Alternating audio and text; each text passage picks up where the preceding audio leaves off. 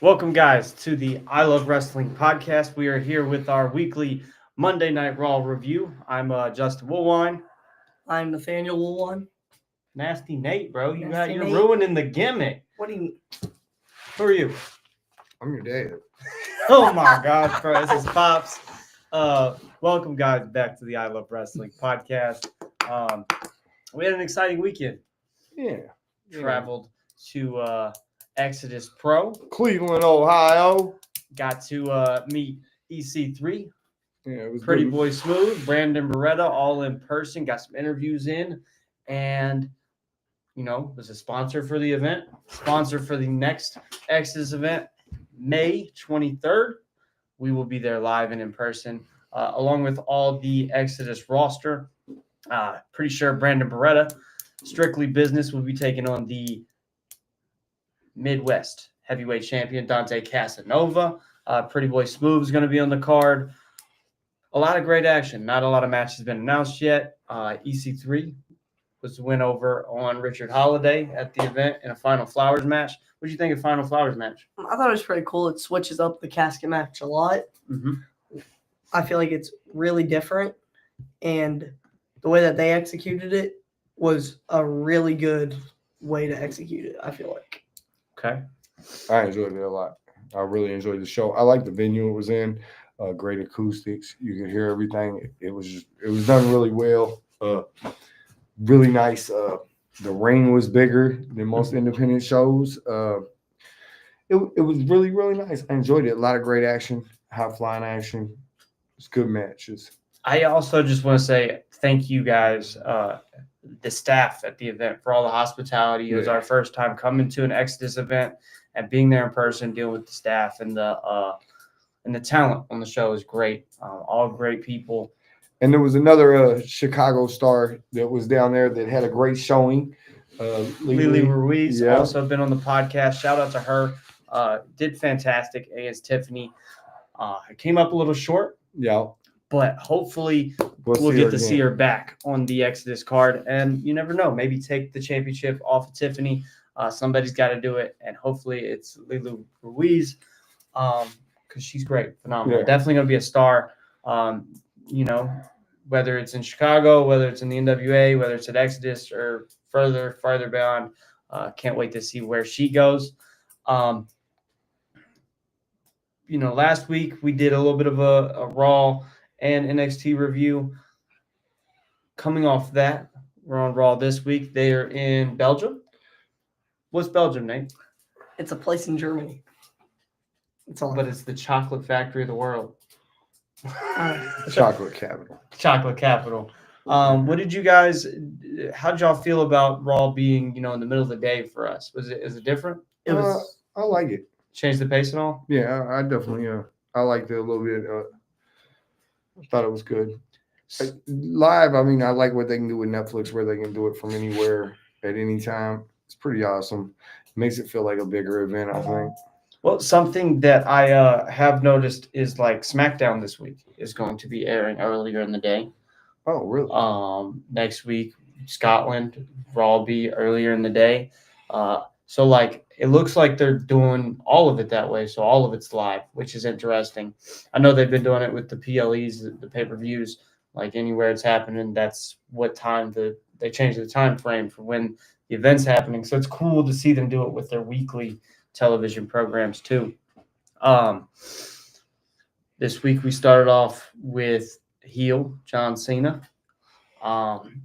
Nate, what was your initial reactions when John Cena's coming out and getting booed by the crowd? It was really different because just everybody's used to him doing the like "Hey Stu" or whatever, "Hi Stu" or whatever, and running down to the ring. Mm-hmm. But this time he like just walked down to the ring instead of being more energetic and not being, I feel like, truly embracing that heelish character. And then he had that the cloth, I guess, or whatever. It said, last time is now, Mm-hmm. which made it feel like a difference. And What do you mean a difference? like, I'm just so used to him being like a baby face. And Okay. You're used The to good him guy. being a good guy. The good guy, Okay, yes. Use your words. What'd you think of John Cena coming out, Dad? Not doing the run, not showing to the fans, I liked teasing it. like he's gonna leave. I liked it. I like the mic drop. He dropped the mic a couple times, then come back and got it. I liked it. I thought it was good. You know, Cena throughout this, the kind of overlaying or theme of the promo was he's been in this bad relationship for 25 years. I do want to point out, John Cena's only been on the roster for 23 years. So as a heel, he's already lying to us. That was his first lie. You know, he tells us he's not a babyface or a heel. He's a human being.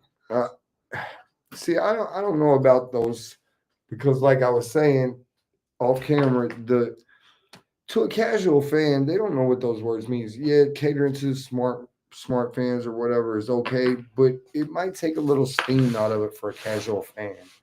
Okay, it is my feeling on it. Like I know when I was younger, I probably wouldn't have wanted to hear something like that. It would have took. Like, okay, my favorite part about all this was the kid. The kid they showed, Cena Yes. mentioned it. The kid's heartbroken. His face is down. And to me, some of those comments could take away some of that. I think how I feel is in today's environment, the curtain's peeled back already. So to lean into that, I just think it makes, especially with the story with Cody and Cena. Cody isn't a fan of the curtain at all. Cody pretty much pretends that curtain does not exist. So like, I think it'd just be weird if Cena came out and had the curtain. You know, I mean, it didn't peel it back, because then you're gonna have one guy that's playing a character and another guy that's just being Cody Rhodes. Does that make sense? Yeah, I could see it that way too. Cena, blames the fans. He blames us, says we're awful people, and just really zeroes down on us taking from him. I liked how he broke down between the Cena sucks or let's go Cena sucks. I liked how he made the let's go Cena, even the ones supporting him, he made them out to be villains too. Like Yes. he turned it back on them. That's the perfect bad guy in any movie. Well, So I enjoyed that. And immediately jumps to I'm a victim. Yeah. Like that was I'm the victim in this bad relationship. So like, if you think about it from his perspective, if we go out and we're like, well, Cena, you did these all, we're victim blaming. So he automatically made it to where he can be right regardless of the situation. Cena broke up with the fans. How do you feel about Cena breaking up with you, Nate? You're gonna cry yourself to sleep tonight. Yeah, I'm gonna eat chocolate from Belgium and cry ourselves to sleep tonight. Yeah, I'm really heartbroken. Heartbroken. Are you sure? Yeah. Why? Because Cena was like, You look like that little boy in the crowd when he said he broke up. Yeah. With you. You look just like the little boy. Pouty. Pouty. You know That little boy looked like he just lost his dog. Like his dog just got hit by a car. No, he really did. I feel bad for the poor kid. He's wearing all his Cena merch. He looks so happy to be there, and Cena points him out and just is like, even you, like you are a toxic individual. I wonder what the people think about the whole breaking the kids' hearts, the Make-A-Wish guy now going the other way, and the whole break-a-wish or take-a-wish, whatever you want to call it. I think you gotta lean into it. I mean, at this point, he's got to go out there and. I'd like to know what the ILW pod listeners think. 100%. Cody Rhodes comes out, big, huge pop. Cena does not look enthused at all. Something I thought was interesting, he doesn't look at Cody the entire entrance. Yeah. He stares out into the crowd, watching, their reaction, them singing, them pandering to Cody Rhodes. Well, because that used to be John Cena. That was John Cena for many, years. So I'm sure there's a little bit of jealousy there. Are you behind Cody Rhodes as much as you was behind John Cena? No. No? No. Why not? What's the difference between John Cena and Cody Rhodes for you? I feel like John Cena, he's just my GOAT. You know what I mean? He's the GOAT of the wrestling business for me. Okay. He deserves the 17th world title. And it's just really like, if you want to be honest, I feel like Roman should have stayed champion. I feel like Roman should have beat Cody at Mania 40. And I just don't like Cody. You don't like Cody? I don't like So, okay, my question is, your GOAT, your guy is John Cena, Yeah. who was handed the ball and told to run with it. Cody went out and earned the ball. I mean, I guess. If you look at it, you know what I mean? Right, Dad? Cody went out, he left, He traveled made the his Indies, way, yeah. he started a company. Cody says something here. He says he don't want to just wrestle. He wants to wrestle the John Cena on the shirt, not the whiny little bitch in the ring. Mhm. Okay, what do you think about that? Like, obviously, at this point, we've done heard multiple derogatory terms on Raw, or edgier. I won't say derogatory. I'll say a little edgier terms. Mhm. Terminology on Raw, some foul language, some other things like that. What do you think with Raw going edgier? Do you like it? Do you think it's necessary? I think we are out of the PG era. And I think the best way to get adult viewers to watch it is maybe not go all out with how they were, because some of the stuff like the ruthless aggression era and the attitude era was just raunchy. too much. Was too much. What does the ILW pod listeners think? You know, leave a comment. Let us know what you think. Do you think they need to go edgier, or do you think it's not necessary? Do you like Cody using words like whiny bitch and Cena alluding to the chants in the crowd, the F you Cena chants, get shut that up chants? Yeah, I kind of Like, enjoy it. I kind of crowd's enjoy even it, getting but okay, but like, wasn't it last week we had AJ Styles said something? He said ass twice. Right. And AJ don't cuss. So to me, that threw me off a little bit. But somebody like Cody or Cena doing it, I kind of enjoy it. So you think it's circumstantial? I think it's circumstantial, and it depends on the situation and the person using the verbiage. I know, like Cody or AJ Styles, just going back to that, has went on record saying, you know, he doesn't like to cuss, he doesn't cuss. Right. If he'd shoot, like, let's say he wasn't pushed to go out here and say ass. Okay, but he chose to go out there.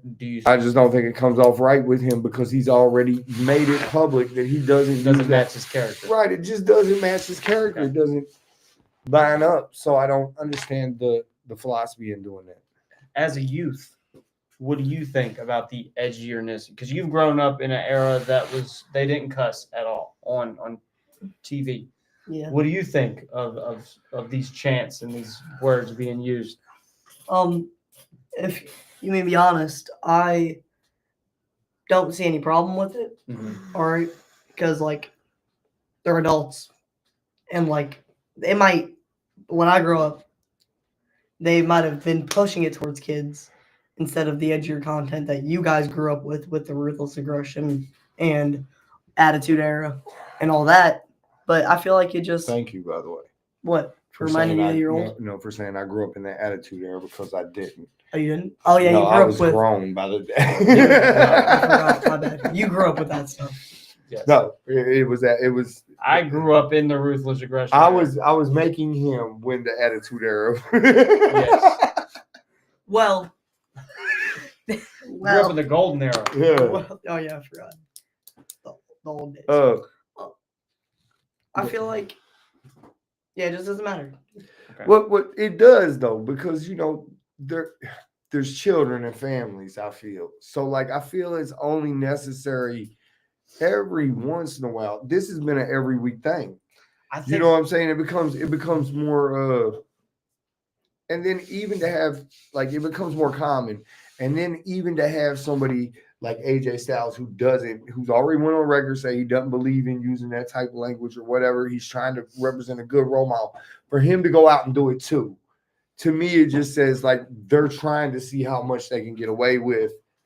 And with that said, though, it's not with Styles, it could be a little different. Styles didn't go out there and use words like No, you're right. he uses something that You're right. is very common. And like you wouldn't necessarily maybe get as mad at Nate if Nate said ass or if he said bitch. You know what I mean? That's kind of how I saw it. It's a shock.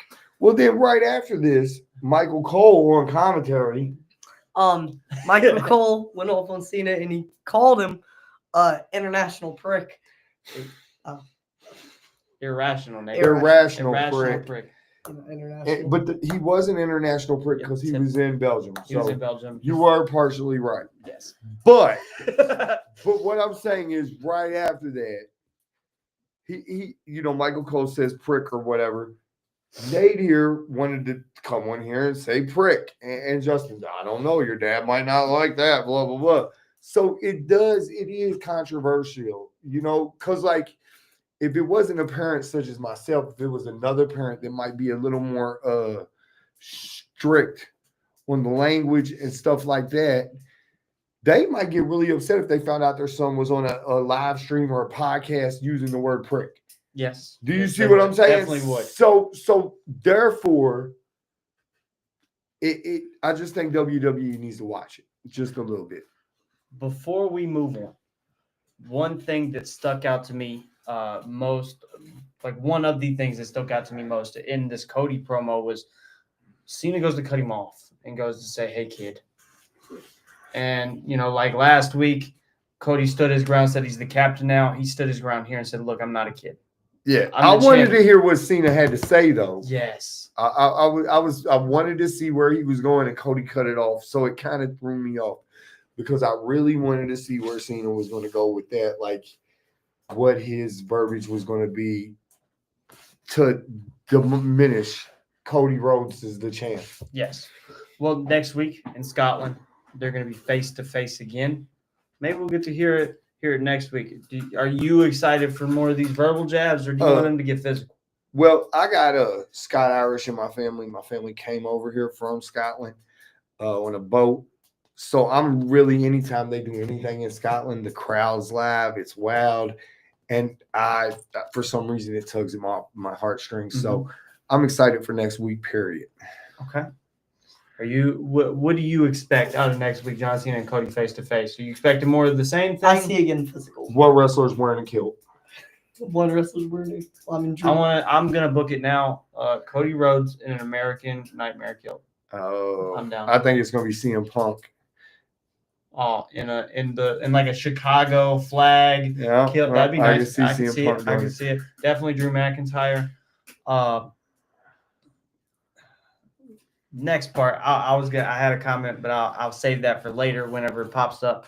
But Ludwig Kaiser versus Penta. This is the third time they fought in singles. Kaiser's got a win over Penta in a triple threat, and now we are at no holds barred. Look, this match was great.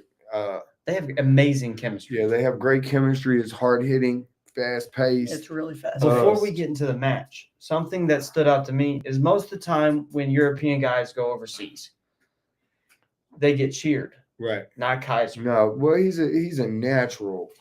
He's easy to hate. Yeah, natural villain. Yes. Natural villain. He pulls it off so well. I love Kaiser.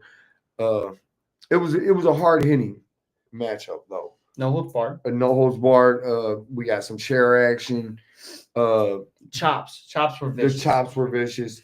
There was the move.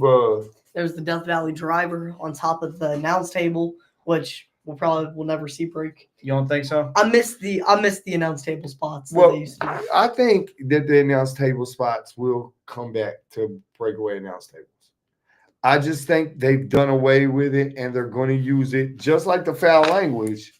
And they're going to use it sparsely. They're going to use it whenever it's necessary. Like at a Wrestlemania or something, whenever a big move's done on it, it'll collapse. But for right now, there was a time period, early Attitude Era, when they used it periodically, right? And then it was just every night a table was broke. Yeah. So it's nice to chase a pace.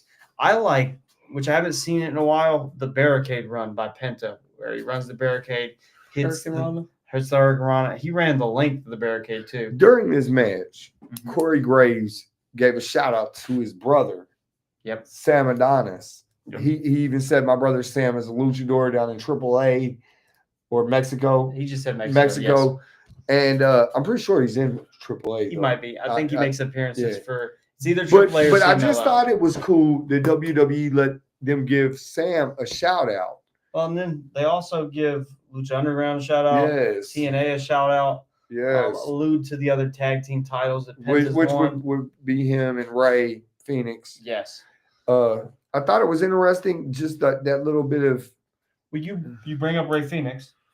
On SmackDown, they teased Ray Phoenix. And Aleister Black, I heard. Well, the Aleister Black one's more of a prediction. They just showed like some smoke and then the letter 4, which a lot of people are speculating, hey, he left 4 years ago.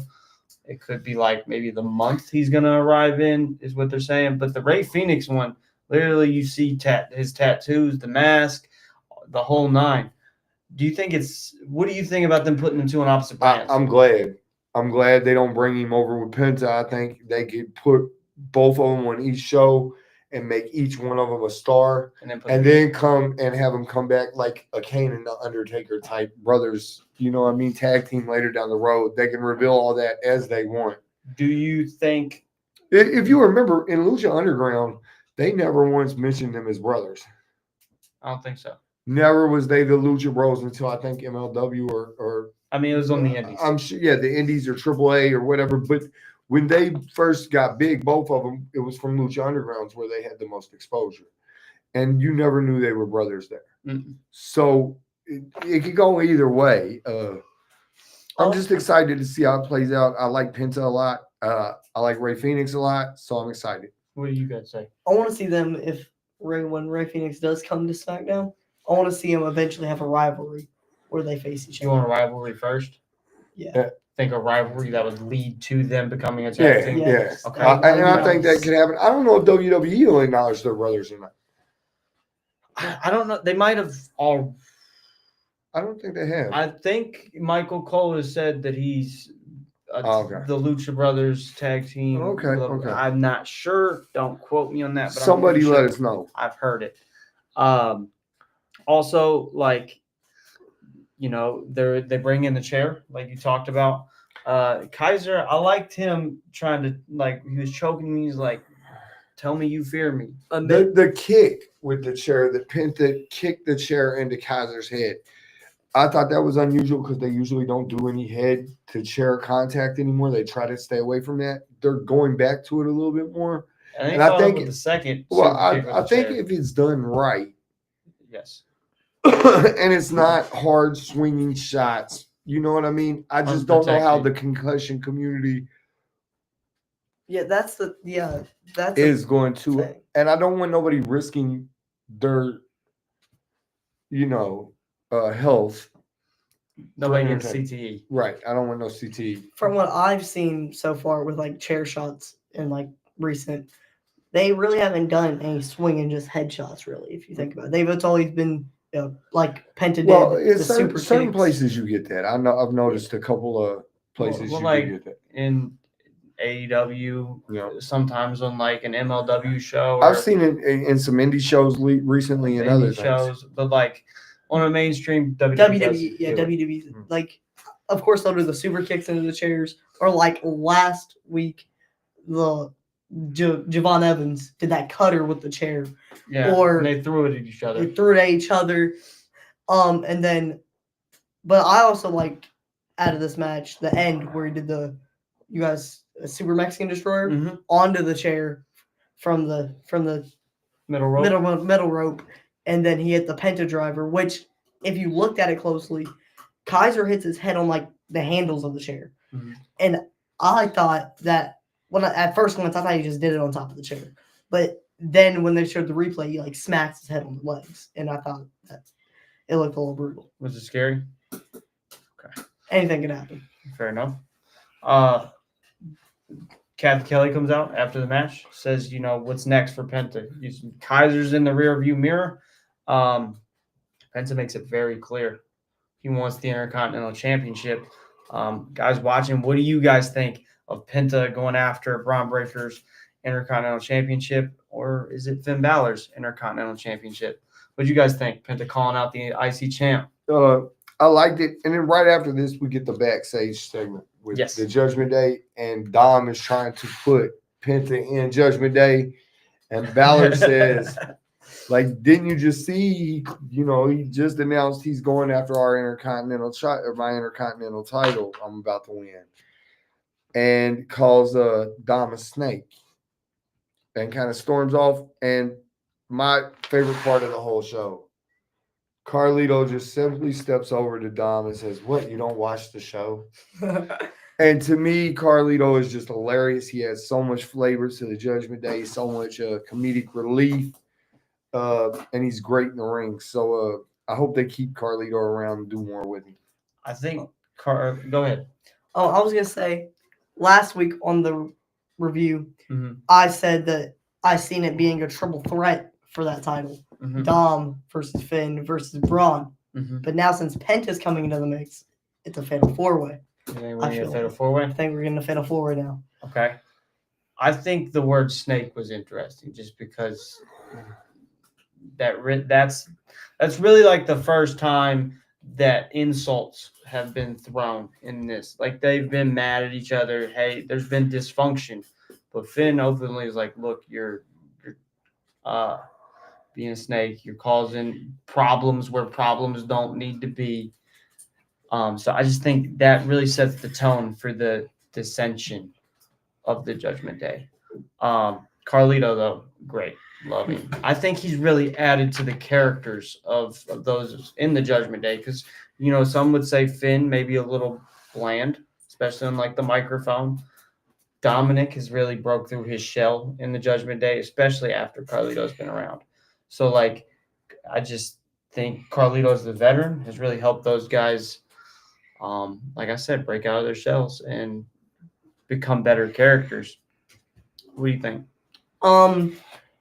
I see it as Finn Balor being selfish, if anything, because Dominic's the one that got him the title shot, and I feel like, especially as him saying, "My Intercontinental Championship." We'll get back to that, but I got an argument on that, so we'll come back to Got an that. argument on that? Yeah, we'll circle back to the actual match, and then Sounds good. Up next, we had Dakota Kai versus Ivy Nile. So you got one member of Damage Control, one member of American Made.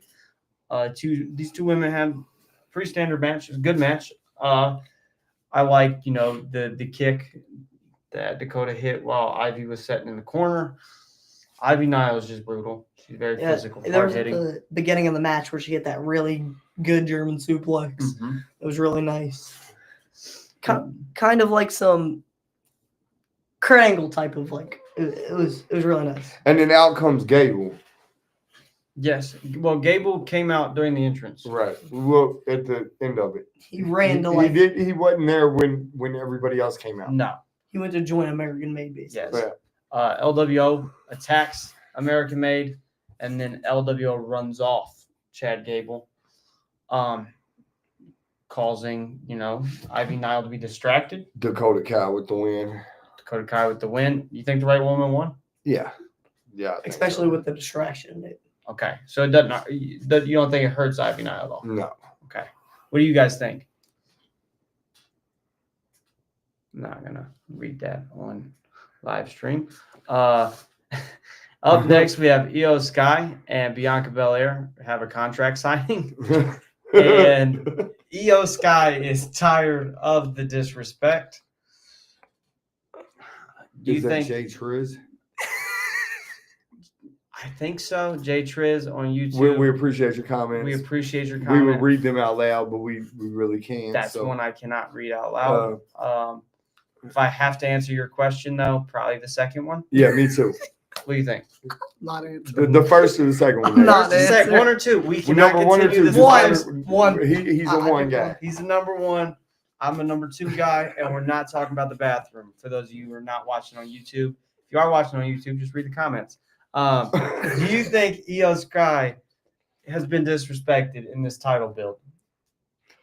Yeah, a little bit. Yeah, a little bit. They overlook it, but I think that's how they're getting the triple threat. I think that's Okay. where it's is coming to Triple Threat. I like Io Sky being the champion. I think she deserves it. Mhm. And the contract signing was interesting. At first, I wasn't really into it. I liked her letting her talk. Yeah, It wasn't, Yeah. you know, it's her second language, but them giving she her an does a open really mic, well. and I think she does a yes. really well job. And then when after they signed the contract and Rhea's music hit, I knew where it was going. Mhm. Like I knew. No problem. That's what we're here to do. Making days. Yeah, that's what we're trying to do. Anyway. Re-interrupts. Which I think we saw it coming a million miles away. Yeah, There's no way this yeah. contract signing didn't end with Rhea Ripley coming out. Which, you know, technically speaking, champions get a rematch clause. I don't see, like, obviously story-wise, they're doing all this, but I mean, in I theory, like how they just mush her every time. Like she's not. So what I would like to see happen, I don't know if it will, but I would like to see her retain the title against the other two. Yes, I mean- I think that's necessary at this point for her character. Yeah. And so I hope that's the way they go. If not, I'm sure they'll come up with something creative to. But like what I was gonna say was I don't see, like, if you think about it storyline wise, why Rhea doesn't just enact a rematch clause. Well, I guess that's what's going down. So, Well, she signs the contract. right. And took the contract with her. took the contract with her. So later in the show, we get a little bit more with that. You know, Nate was saying, you know, before we got on here that he was surprised the table didn't break. Yeah. Yeah. I think it was supposed to, but it didn't. And then I would have liked to have seen Rhea pick Adam Pearce's ass up and put him right through on top of both of them. I think that would have made the whole thing, and she could do it. You know, She Rhea definitely don't could. play. Rhea does not play. Up next, we have main event Jey Uso versus Thank you. main event Jey Uso versus Austin Theory. You pointed out The clan ain't nothing to F with. you pointed out that Jey Uso he was coming to the ring. What did he say backstage? What did he say backstage? Yes. What was Jey saying backstage when he was coming to the ring? Oh my god. Get it together, bro. Jey, I don't know. He came to the ring. Yeah, I know. Oh, he was coming to the ring, and then he ran into Gunther, and they got into a little scuffle. And then after that, they got broken up. And then he walked out. His music hit. He said, "Hit my He music." said, "Oh, That's all I was I looking didn't know that's for. what Hit you my mean. That's what music. we was hit. That was your Oh, cue. gosh. Hit my music. Yeet. Yeet. And then yeeted.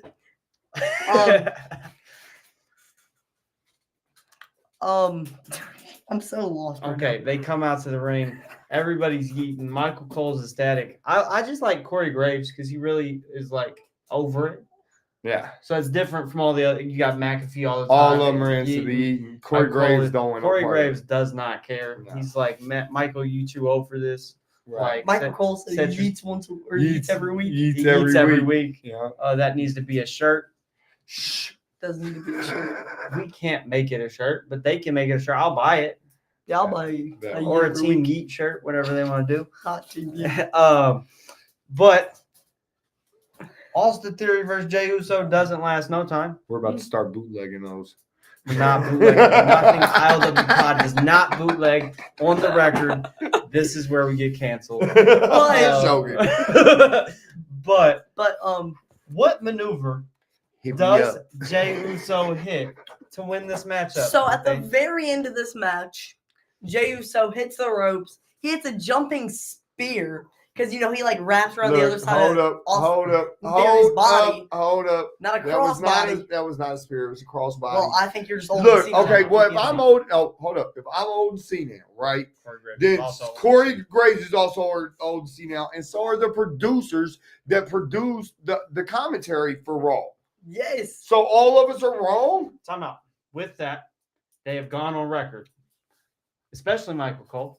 They do not overly produce these guys. Okay, look, I'm sure they Okay. called the end of that match to him. Time out. ILW Pod listeners, let us know. Did Jey Uso win with a crossbody?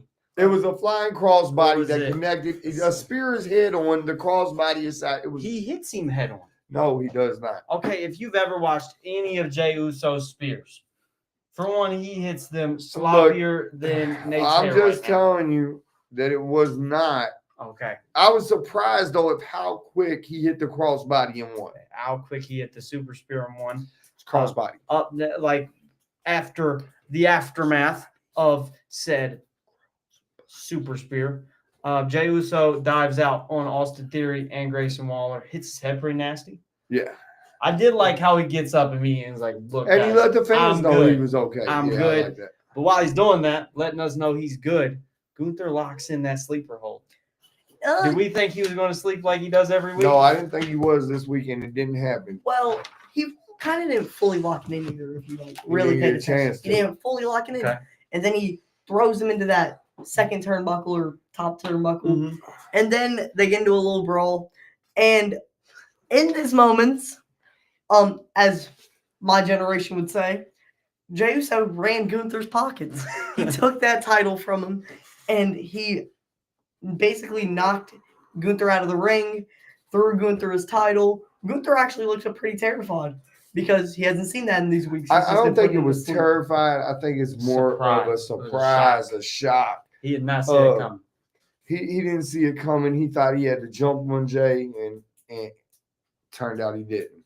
I think Jey Uso needed this, though. I think Yes. he really needed it because every week he's been getting choked out by Gunther. Mhm. So if you're going to make Jay look like a viable contender at all, I think he had to get the upper hand here. Okay, my question is, do we still see Jey Uso walking out? Oh, yeah. Of course, yeah. Yes. Okay. It's gonna be probably one of the good, probably the best match. I feel like it could be the match of the show. You think it'll steal the show is what you're saying. Steal the There show, we go. yeah. Where you yes. Use your words. Next week, Jey Uso, mystery partner versus A-Town Down Under. Who do we think? I'd like to see it be Jimmy. I'd like to see Jay and Jimmy back together for against A-Town Down? Let us know. Do y'all think it should be the Usos next week versus A-Town Down? My prediction. They're in Scotland. Say his name. He appears. You think it's going to be? I believe in Joe Henry. You think it's going to be Joe Henry? I believe in Joe Henry. Well, I mean, I wouldn't mind seeing Joe Henry TNA champion on there either. But On I Monday Night just Raw? think Let's do it. if you're going to go with Jay, you got to have Jimmy. Man, I just think it's the way to go. the only, Especially look, from what happened on SmackDown. timeout. The only rebuttal I'm going to have for that is if you're going to solidify Jimmy Uso as a single star, which they're trying to do. I They're trying to understand. catapult him to that But U.S. title. Or to the world title. Well, no, right now, Jimmy Uso is going for the U.S. title. You got to build him up, and you got to get him away from the bloodline. Get him Well, I away. understand, He's but going to get outshined. no, I don't think he will. I don't think he will. I think he'll get some J juice or J dust Look, sprinkled on him. I think if they was going to Jay dust him, it would have worked at Survivor Series when he was surrounded by all his brothers and he got outshined. J Uso must eat. Okay. Who do you think is that mystery tag team partner next week? I feel like it could be Joe Hendry because it is in Scotland, like you said. Mm-hmm. But the thing, if I would say it probably will be Jimmy Uso because when Gunther and Jey Uso had that brawl right before Jey Uso makes his entrance, he says something about Jimmy. And it kind of like sets a little spark or like makes Jey Uso angrier. It does set the spark. It makes, yeah, there you go. Makes him angry. So I feel like if it would be anybody, it would probably be Jey Uso just because from that comment. And then there will probably be a run-in or something in that match because of that. We'll talk about that part next week. Next week, yes. Okay. Yeah. Up next, Rhea Ripley was arguing with Adam Pearce backstage, saying, hey, I signed the contract. It should be legal and binding. And Pearce is just like, give me the contract. Stop arguing with me, Rhea. It's like talking to a kid. It's kind of like talking to Nate. Rhea hands over the contract, says whatever. And then out of nowhere, Bianca, Io attack. But Rhea gets the upper hand. Yeah. Okay. Last week, it was either last week or the week before I said Rhea's going to walk out of Mania, the champion. With her going strong every week, it's just not how it works. Whoever goes strong the weeks before tends to not win. I hope Io wins. I just hope Io wins. I'm going to just put out, I don't see Rhea now walking out, not with how they're building her. She's a monster, which she is. But usually, like I said, those who are dominant building up tend to not, unless you're Roman Reigns. No. with that said, up next we get American Made, the Creed brothers, versus the LWO, which they kind of built early in the match with the Dakota Kai Ivy Nile match. No Gable out in the ring, no Ivy Nile out by the ring. LWO get a quick win over American Okay, Made. and then we see Gable for the second time in the night. No, we see a masked man. That's Gable. He's in a blue suit with a mask on. What do y'all think? Is it Chad Blue Gable? tracksuit. It's definitely Blue- Chad Gable. Okay, Nate pointed out something interesting. When the guy has some stubble, some facial hair. No, not James. Chad's clean cut, man. He's Man. baby shave, baby smooth. He is baby faced. He's not a baby face. Is it Charlie Halls? I don't know who that is. I don't know who that is. Okay. On that note, we're just gonna go in the comment section. Let us know if it is Chad Gable or not. But up next, we do have Seth Rollins segment. Seth Rollins is wearing Becky's boots. Yeah, look, I don't know why he lets that woman dress him. I understand she's the man, but I don't think Seth needs to let Becky pick out his footwear. Them boots were horrible. I used to be a fan of Seth, and just the way she dresses him. You're not a fan of Seth Rollins based on how he addresses during. Well, I just can't during get his it. I promos? can't get into the promos because he looks like a freaking clown. Okay. So I can't believe that you're a threat or a menace, and you look like a woman. You're dressed like a woman. You look like a clown. Okay. This ain't intergender sports. I mean, I guess it There have been is. I'm not intergender gonna matches. comment on that. Uh, I don't. Seth Rollins is great on the mic. This though. was lackluster, and I didn't enjoy it.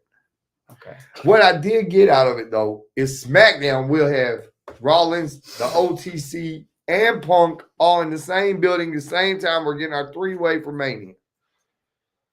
What do you expect out of SmackDown? Expect a fight? Yeah, I can see a brawl. Okay. Rollins says I'm gonna be in the middle of my two favorite people, Roman Reigns and CM Punk. Do we see all three men fighting, or is Rollins the target? I don't know yet. Rollins I'm gonna have to check that out, but it's gonna be hard for us to check that out because we're gonna be At Chicago Style Wrestling. CSW. Can't wait. So Everybody else should check it out. I'm sure you can find it on YouTube. YouTube, other social medias, and then we talk about it all the time here on ILW Pod. So Love it. if anything, you can get our little bit of reviews that we're able to get. You can watch it on IWTV. It'll be streaming this Friday at, I want to say, don't quote me on this, but 7 p.m. Central Time. Check it out. Great card. Up next, after the Seth Rollins promo, we get a backstage interview with the phenomenal AJ Styles. They're talking about Styles' interview on, the Raw post show that he did with Sam Roberts. And Styles pretty much says Logan Paul does not belong in a WWE ring. Do you guys believe that Logan Paul is where he I needs think to he be? proved himself already. I don't know how anybody can say he don't belong there. Okay. Another thing, then we get Killian Cross. Oh, wait. Okay. Answer the question. Okay, yeah, you answer the question too. My bad. I feel like he does Mhm. because even though he hasn't had a lot of matches, he hasn't been in there all this time. It's just his style of wrestling and how he does it. I like it a lot. Okay. I'm more of a high flyer type of guy. I like high flyers. I like all the flashy, cool stuff. And Logan Paul does a lot of that. Like at Crown Jewel against Roman, he did that frog splash, but he had a phone and he recorded himself doing a frog splash. That was nice. So he does belong in the roster, I feel like. Okay. I've been hit or miss. I think what he does in the ring speaks for itself. He's phenomenal in the ring.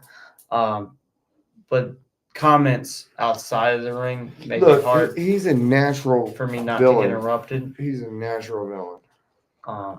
But yes, he is a natural villain. I just think part of this business and part of life is respect. and you gotta earn that respect. You don't get respect out of Yeah, 10 yeah, matches. But that's the character he's playing. Okay, I get That's it, the man. character. He's playing the little Okay, I 10 match guy understand. that He's has the no Maverick. respect for the business. That's his character. I don't respect it. I love it. As a journalist, I do not respect it. I'd love to have Logan on so we can talk about why I love wrestling, and I feel like he disrespects it. How's that sound? Oh, Karrion hit a nerve. Karrion Kross does interrupt. A professional interrupts another professional, AJ Styles, and alludes to the jealousy that Styles may or may not have. And Styles, like myself, believes that Logan doesn't respect this business, that he hasn't been in this business long enough, that he disrespects it, and Styles earned himself this right. He like 17, 18 years. He grinded to make it to the WWE. He didn't just post some YouTube videos and get invited. He earned it. Okay. I like the Killing Cross. It's Karrion. Carrying Cross. I like how he comes out there and he kind of goes off of like a Kevin Sullivan or a Jake the Snake type puppet master control of planting the seeds of jealousy, which obviously AJ Styles is jealous of Logan Paul and how fast Logan Paul has risen to the top.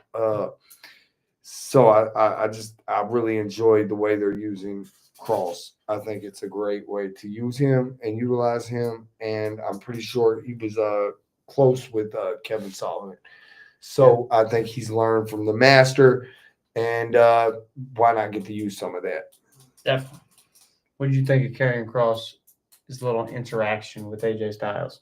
I felt like it was all right. He said that Logan Paul's came in here in this small time and done more than AJ Styles did in his time. I'll remember kind of it was like something about 17 or whatever. 17 years to get to the 17, WWE. 18 years to get to WWE. It took Logan Paul, I don't know how many, but barely any. And I just want to throw this out there. I do not like Karrion Kross's hair. His hair makes me mad. Okay. His hair makes me. Let us know what you think about Karrion Kross's Hair. not his hair. Let us know what you think about his gimmick backstage, the puppet master thing, the controlling it. I mean, and his hair. If you want to Yeah, talk and about, if you want to talk about his hair, Karrion Kross's Nate hair. would be happy to answer any questions I like about I'll hairstyles. answer everybody's hairstyle too. Up next, we have the main event: Finn Balor versus Braun Breaker. IC title match. I like the IC title main events to show. Yeah, well, you know, Workhorse belt. they've been using all the title matches for the main events. I like that. I like it. It makes them feel important. Before this match started, did we believe in any way, shape, or form Finn Balor would walk out with the Intercontinental Championship? I didn't know for sure. I thought maybe you could. Okay. Why do you say no? because if they're trying to make Braun Breaker this beast, this dog or whatever, I feel like then you have to have him keep retaining, showing that he's dominant. And also, since it builds up, well, of course, we're going to get into how this match unfolded, but what happened in this match, it shows more. It builds the storyline that's going around with the IC title. If Braun Breaker does a lariat, what's it called? A break. A break. Or whatever. Steiner line. It's the Steiner line. That all that stuff has to be confused. That's the old heads. Okay. Finn Balor, Braun Breaker, great match. Hard hitting, fast pace, which we could expect. Balor's he's a high flyer, as Nate would call it. Braun Breaker is explosive, to say the least. Some of my favorite things were the sling blade Balor hits while Braun Breaker's speeding up, got that build up. What about you? What was something that you liked in this matchup? I liked how it was fast paced. I liked all the fast paced stuff, and like Dad was saying, how he didn't know who was gonna win. It could have been believable that he could have walked out, because if you want to be really honest, until the end, Finn Balor was dominating the whole match. He was hitting all these moves. He was slowing down the momentum that Breaker was building up. Mhm. He kept slowing it down with stomps, kicks, drop kicks, all this.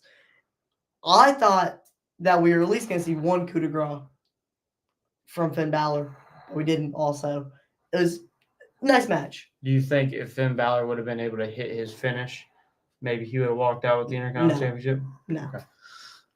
Braun Breaker, at a period of this match, has Balor prone on the announce table, and he hits a Steiner liner. From over off the apron. off From the off the apron. Yeah, Flying across the table. Announce table. I thought that might have broke the announce table there. That It was sounded vicious. like there was a big that was creak. vicious. That was a And crack. then we get Dom and Carlito coming out. Mm-hmm. And if you notice, when they first get out there, Finn is telling them, "What are you doing? What are you doing out here?" Mm-hmm. And then we get to a point where Finn goes up on the ropes, and Dom jumps up to try to stop Braun from hitting the Frankensteiner. Mm-hmm. And The when, Frankensteiner. when he goes off he shakes the ropes, Finn crotches himself. Mm-hmm. So Dom calls Finn this match. Yes. I can see this being the end of the Judgment Day right Yeah. here after the snake Next comment earlier. That's why I said, going back to what you said earlier, what Dom's not a snake. He got the match for him, this and that. Well, he also cost him the match. He might have got him the match, but he also cost him the match. But if we're So look, it doesn't count. If you get somebody something, then you take it from them. but it wasn't intentional. It's not like It he meant to doesn't- go out there Okay, and time mess out. him I don't up. think Time Finn out. Balor cares whether it's intentional. How or do not. we know it wasn't intentional? And I don't think Finn Balor cares if it was intentional or not. Because, like, why would he go out there and get Finn Balor a match? Maybe he wants to be the leader of the Judgment Day. Or maybe he wants to put Penta in a group with him. Maybe he doesn't want Finn Balor in the Judgment Day anymore. Yeah. Okay. Maybe he wants to be the sole main male figure of this group. I just thought, Breaker messed everybody up, comes out with the victory. I thought it was a great match. I like seeing Braun wrestle. He's a beast. Can't wait till his cousin gets there. Yeah, Brock Steiner. Brock Steiner. I think that'll be interesting. I wish they'd let Breaker go by Steiner. I think maybe eventually they will, though. Okay. I think eventually we can see a Braun Steiner.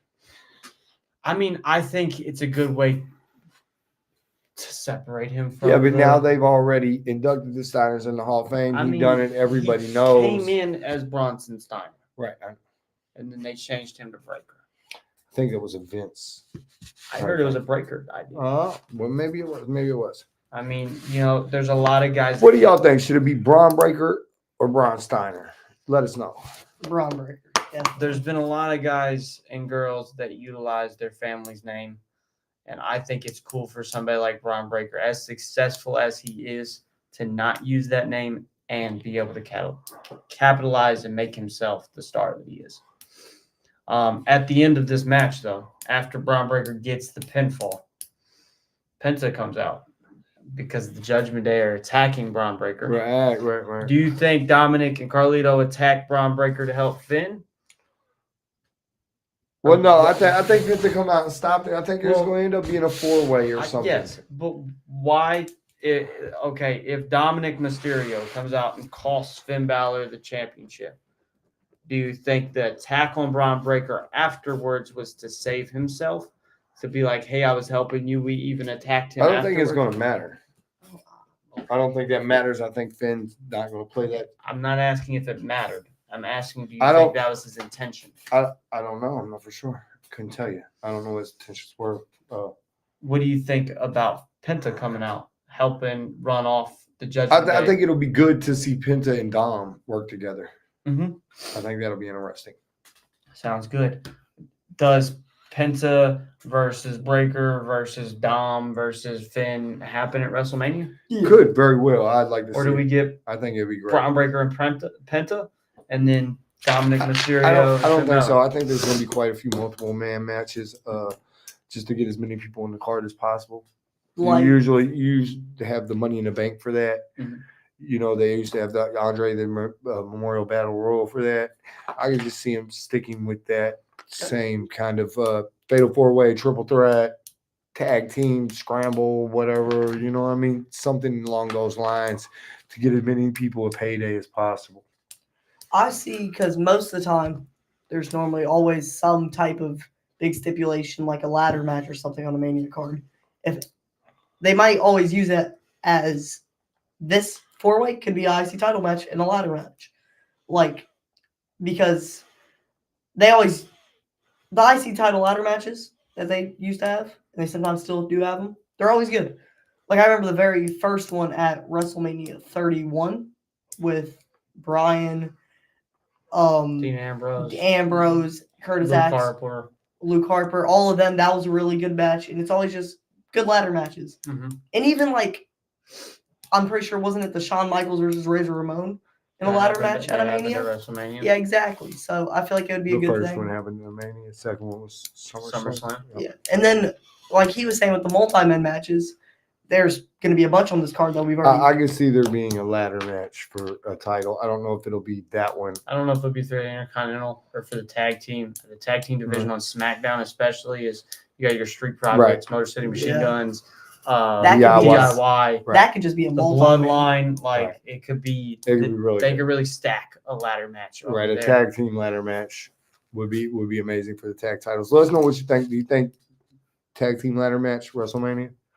Then there Let us know. was and like he was saying with the multi-man matches, we already have a triple threat, basically a triple threat for the women's match. The Probably guy, for Roman, Seth, and all that, yeah. Hey, So with that, you could even maybe what's up? the Roman, Seth, and Punk. I don't know what they're going to do with that, but I think it's going to be an interesting match. Okay. I think it'll be a good it'll match. definitely be a good match. What did you think? Overall rating for Raw tonight? I today? would probably say it was like a 6. I would probably give it like a 6 or 7. 6 out of 10. Yeah, 7 out of 10. Why? What was missing? I don't know what was. I mean, it was good all around. It's just there wasn't nothing that packed that really oomph. Like if you remember watching, well, you all don't, but I remember watching Raw, and every week you got this charge of energy from either Austin or The Rock or whoever. Well, last week we had that. Yeah, last week we had that, and even so far since it's been on Netflix, almost every week you've gotten that. So this week it just seemed like it was missing that a little bit. Maybe it was where it was in another country now, but it felt big because of the crowd. They were really into everything. Maybe just not. Think we're missing star power? Yeah, maybe some star power. We got Cody and we got Cena, but we didn't get no action out of it. Mm-hmm. And so there was no real action between any of the. I mean, as far as main eventer goes, we had Cody, Cena, and probably Seth. Right. Well, no, and then you also had Jay and Gunther. You don't want to take nothing away from him. No, I'm not. But it just wasn't as exciting, I think, as it normally is. It was good. It was a solid episode. I don't think it was exciting as it should have been, especially the road to WrestleMania. I have a rebuttal to what you kind of just said about there not being any action for Cody and Cena. It builds it. It builds it up because, of course, there's going to be action. There's always going to be. Okay, just can I retort real quick? I understand what you're saying. But, okay, we just come off the Elimination Chamber where Cena destroyed Cody Rhodes. So, Cody should have he should have came out and attacked Cena and been pissed, and there should have been a pull apart. They should have brawled. He should have got some shots back. That'll happen, though. That's what should have happened the first on site. On site. When I see you, it's on. You done jumped me. You beat me in my daddy's watch on site. But, that's if we go back to the Attitude Era.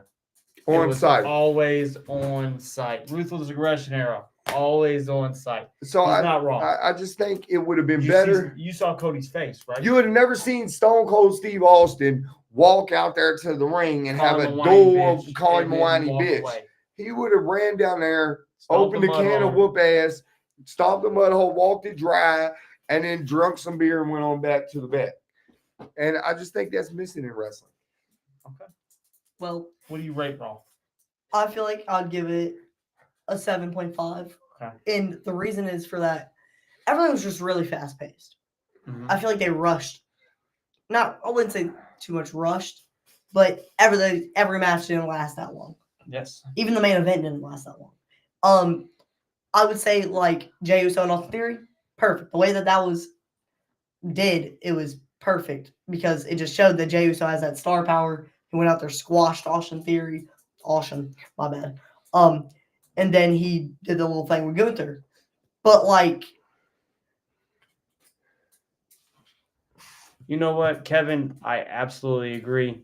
The best part of the Raw was the opening segment. Not gonna lie. Yeah, but I agree too. I agree. I think it was a great opening segment. I just wish it would have got physical. Okay. Is the only thing. But like our first match, it was let me remember. Wait, wasn't that Penta? Penta, yeah, it was the Penta. Actually, you know what? That match was pretty settled, pretty good. Actually, I feel like after. All right, listen. After the Jey Uso after the Jey Uso and all that happened, then it was just too fast paced. Okay. Ivy Nile and Dakota Kai lasted no time. LWO versus the Creed brothers, no time. And if you want me to be completely honest, Finn Balor versus Braun Breaker didn't last that long, and that could have been a decent length of a match. I like the Kaiser and Penta. I really enjoyed them working together. Great first match. But like he just said, after the opening segment, there wasn't nothing else to keep. You know, if they had a fight at the beginning and then had to do something later in the show to where they come back to get something like that to keep building to the WrestleMania story. I agree with the 7.5 rating. The reason why I think the opening, like we said, is really strong, really hot. There probably should have been some on-site action. But for what it was, we got to understand where Cena's coming from. Cody's never been an on-site kind of guy, which that's missing. Maybe that's missing from his character. I mean, you've seen it before. Like for instance, going to AEW when it was Chris Jericho, Cody Rhodes, the AEW title. Cody said in promo, "Hey, there's no invisible wall here. I can come up there and whoop your ass." And what did he do? He went up. So like, Cody has those moments. I just think he's missing that in his WWE character. I just think even. Go ahead. I'm sorry. I want to say, like he just said, maybe because at the Elimination Chamber, Cena kind of blindsided Cody with the low blow and everything, kind of, because Cody didn't see it coming. Fair enough. But maybe Cody's more of a respectable kind. He wants there to be fair. Like, instead of blindsiding Cena, just randomly attacking him. There's nothing fair about a low blow and getting okay, look. Here's what I know. If Dusty Rhodes would have got beat up by the Horsemen the same way Cody got beat up by The Rock and Travis Scott, he was coming out there with a cowbell or something. He was going to town and whooping ass. To finish my thought, I think the ending was a perfect ending. Braun Breaker versus Finn Balor, I think it had the perfect amount of time. I don't think that's a match that needs to go forever. For one, Braun Breaker looks better in somewhat shorter, explosive matches, and that's what it was. I think the point of this match was to create more dissension in the Judgment Day and to put over the star power that Braun Breaker could have. They definitely got that across. The big problem, though, I think, with this episode was the middle drug. From the opening segment to there wasn't much in there. Braun Breaker, I think he used to need the shorter matches. But I think he's getting more seasoned, could go in a long form match. And I would like to see it though. Yes, I would like to see him go and see what's. I think you need the right opponent though. I would like to see him go and see what he's got in the gas tank. Really got in the gas tank. Who you think would be a good opponent? I think a 20 or 30 minute match. I think would be phenomenal. Even him with like Gunther or Seth Rollins Sheamus. I think you need a big, hard hitter, heavy hitter. I don't think with Rollins can. No, they can't. They can't match Braun Breaker, bro. They just can't. He's too much of an animal. I mean, yes, they can get a match out of it, but as far as believability of the crowd believing this guy could really punish him, you're going to need two monsters to go against each other. Obviously, but also with that. Braun Breaker versus Seth Rollins, you have a monster.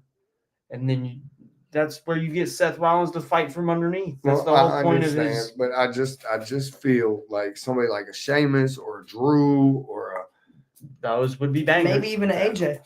AJ would be a good match. He ain't big enough. no. Time out. He ain't big enough. Oh, okay. I can see where this is going. Okay. He's not a monster. He's not a big guy. AJ Styles, okay. Somebody He's get not a this Logan. guy. He's not a Logan Paul. Oh, Yeah, yeah, he's who not a would- Logan who Paul. would you guys like to see Braun Breaker face? In a long form match that can go the distance. Right. Guys, Let us They know. can be anybody. They don't have to be monsters. They don't have to be big Oh, swole. what else going on with ILW?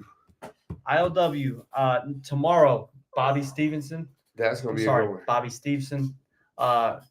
Formerly, he was on NXT, part of the Diamond Mine, part of the No Quarter Catch crew. Makes his way to ILW Pod. He's going into the country music field, so we get to learn about that. Why the change of pace? He's on there with his music partner, Ethan Carl. Great guy, both guys great on the podcast. We get the announcement of their debut singles. Country single. Thank you. Also, this week we got Chandler Hopkins, the Reality of Wrestling television champion. Can't wait to hear that. Can't wait to see that. Kevin would like to let us know that he believes Roman Reigns versus CM Punk versus Seth Rollins for number one contender or for the Olafala. Oh, Number one contender, I think would be nice. yeah. I think the number one contender. I'd like to see that Spot happen. Kevin. on. Honestly, I'm a Punk guy, so I'm going CM Punk for that scenario. Who you got for that? If that was a scenario, I feel like definitely Punk. We've seen everything from Roman. All right. Okay, we haven't seen it all from CM Punk. I like Not in WWE. I think Well, we're going since to he came get back. to a point where there's a Roman Punk singles match. Okay. Well, I just think because we've seen everything from Roman, Seth Rollins had his spotlight, and then CM Punk, though, since he's came back, I mean, yes, he's had the great matches against Drew McIntyre. Those were great. And he just needs his time to shine. And getting a number one contender match, going on to be, I feel like beat whoever's the other champion. Is it for the world title or is it for the WWE title? I don't know if it'll be for either one. What I'm saying, I mean, if he's not number one contender, Oh, I think it would What probably title be, is it for? I think it would have to be the WWE. Cody.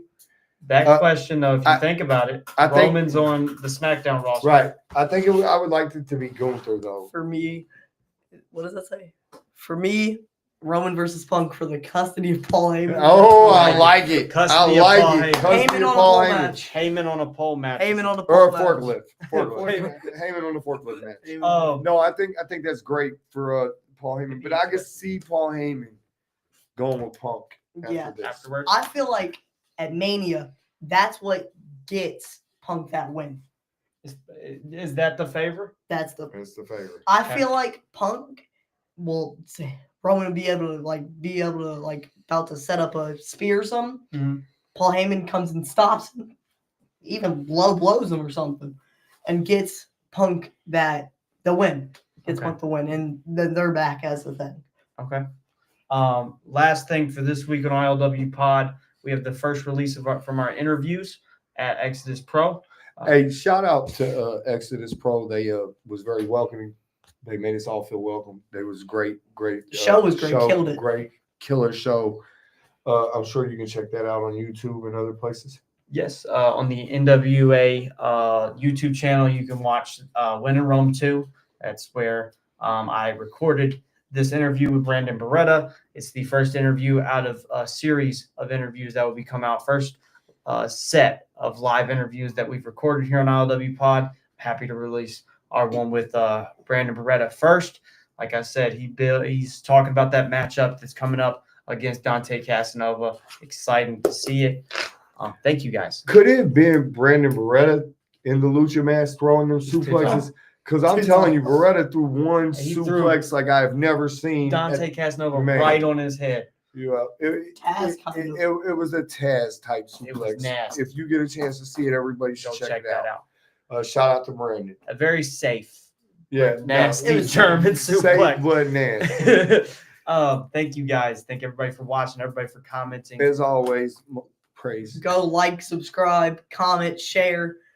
It's the guy. all that. Follow the Patreon. Do all that.